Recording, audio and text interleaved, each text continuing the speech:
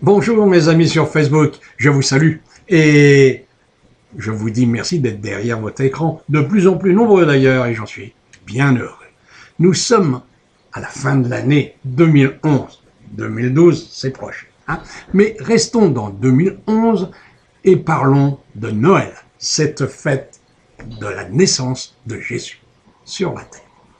Eh bien, d'après les dires de tous les esprits qui me contactent depuis très longtemps, eh bien, voici ce que moi j'ai reçu comme message.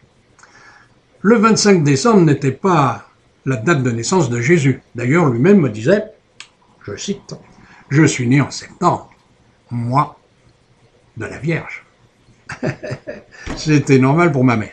Donc, Noël, ça a été conçu, la date, le 25 décembre, par les prêtres de l'époque, pour arranger les choses, faciliter certaines choses. D'ailleurs, on sait très bien, depuis la nuit des temps, que ceux qui nous gouvernent ont toujours poussé les peuples dans une direction. Je ne dirais pas qu'on est des moutons de Panurge, mais on n'en est pas loin quand même.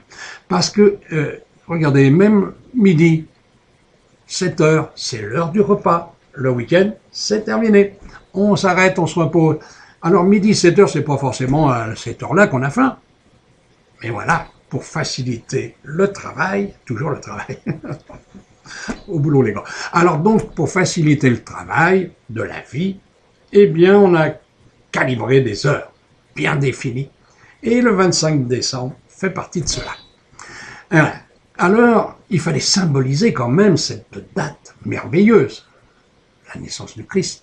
Alors, que pouvait-on trouver? On a cherché à cette époque. Ah oui, ils ont cherché. Mais ils n'ont trouvé que l'arbre, car l'arbre, c'était la vie. Oui. Mais fallait-il trouver un arbre qui n'était pas déplumé? Et en décembre, c'est l'hiver, et les arbres n'ont plus de feuilles. Alors, on a choisi le sapin. Ouais. Et voilà. Et depuis, c'est devenu une tradition. Alors, au départ, eh bien, on posait un sapin dans la chambre commune. Et au pied, on y déposait un petit cadeau léger pour les enfants. Alors que c'était déjà l'erreur, parce que les cadeaux des enfants, c'est le 1er janvier, à la Saint-Nicolas. C'est petit à petit qu'on a amené les gens à transformer tout sur la terre. Hein, on transforme tout d'ailleurs.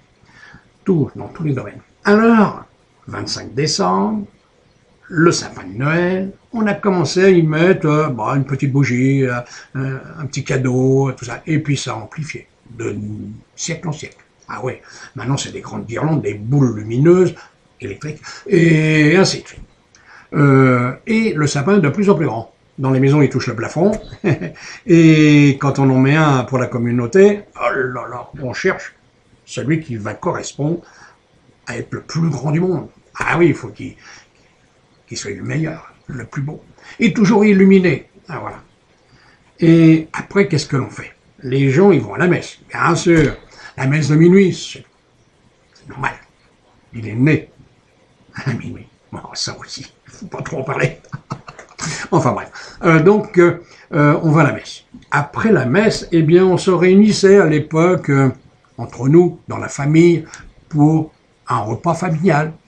Et c'est devenu agrémenté quand même par des amis et tout ça. Et maintenant, c'est des repas. Attention, au début, on mangeait la soupe. Et puis maintenant, le repas, c'est un repas. Ouais, quand on sort de table, bonjour. Alors, et après, c'est la remise des cadeaux. Eh bien, si je regarde bien, disait Jésus, lorsque je voyage la nuit de Noël un peu partout, vos sapins sont envahis de cadeaux.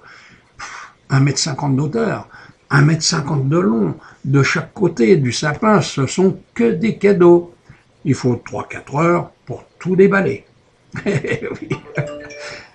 Et surtout, ensuite, on s'en aperçoit, je l'ai vérifié, 15 jours plus tard, c'est remisé dans la chambre des enfants dans un placard, parce qu'on ne joue plus avec. Eh oui. Et même pour les grandes personnes, très souvent, c'est pendu dans le placard. Alors, bon, enfin bref, ça, c'est votre problème matériel sur la Terre. Et à l'époque, donc, c'était différent. Je l'ai dit, on se réunissait pour la prière, parce que Noël, c'était une nuit de prière.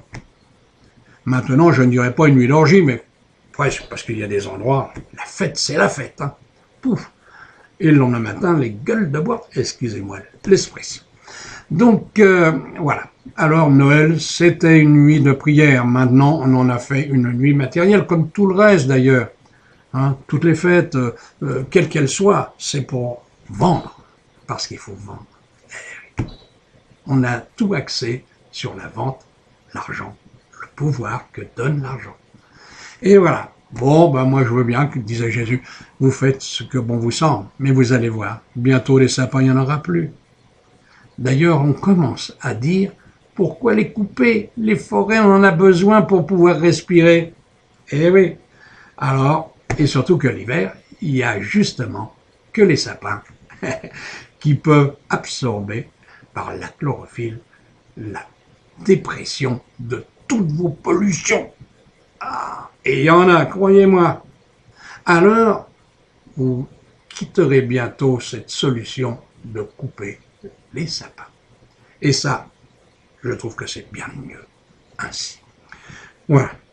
Moi, disait Jésus, la nuit de Noël, je prie. Je prie pour vous tous, afin que vous soyez plus heureux, afin que vous ne souffriez beaucoup moins, afin que, dans l'esprit humain, la lumière se fasse, non pas sur le sapin, mais dans votre tête. Parce que c'est là que va germer votre futur, que vous allez pouvoir créer. Sachez que chaque pensée que vous mettez sur Terre, que vous émettez dans l'univers, elle est entendue. Vous ne l'entendez pas toujours, la réponse, c'est vrai, parce que vous ne voulez pas l'entendre. Mais elle l'est, et oui. Un jour, vous apercevrez, mais la nuit, vous savez tout ça, parce que vous êtes à côté de moi, vous venez me voir, on parle ensemble et tout ça, tous. Et le matin, dans votre corps, vous ne vous souvenez plus de rien. Parfois d'un rêve. Et il y en a quand même des rêves très explicites sur ce qu'ils ont fait la nuit. Ah oui, ils voient tout. Il y en a même, ils voient des cauchemars. Parce que là, ils n'ont pas rencontré les meilleurs. Enfin bref. C'est la vie de l'être humain sur la Terre. Mais ça va bientôt changer. Car il est vrai, nous sommes dans l'Apocalypse de Saint Jean. Et le repas des apôtres, eh bien, dans quelques jours, vous allez le faire avec vos parents, votre famille et vos amis. Je vous souhaite donc un bon Noël, disait Jésus, une bonne fête, beaucoup de prières et surtout qu'elle soit acceptée par ceux à qui vous l'envoyez. Parce que s'il n'a pas accepté, il ne peut pas être guéri. Pensez à ça. Et puis pour vous-même, demandez. Qui ne demande rien n'a rien. Allons, je vous laisse. Et celui qui, en ce moment, est en train de vous dicter, il l'a écrit cette nuit, eh bien, je le laisse aussi.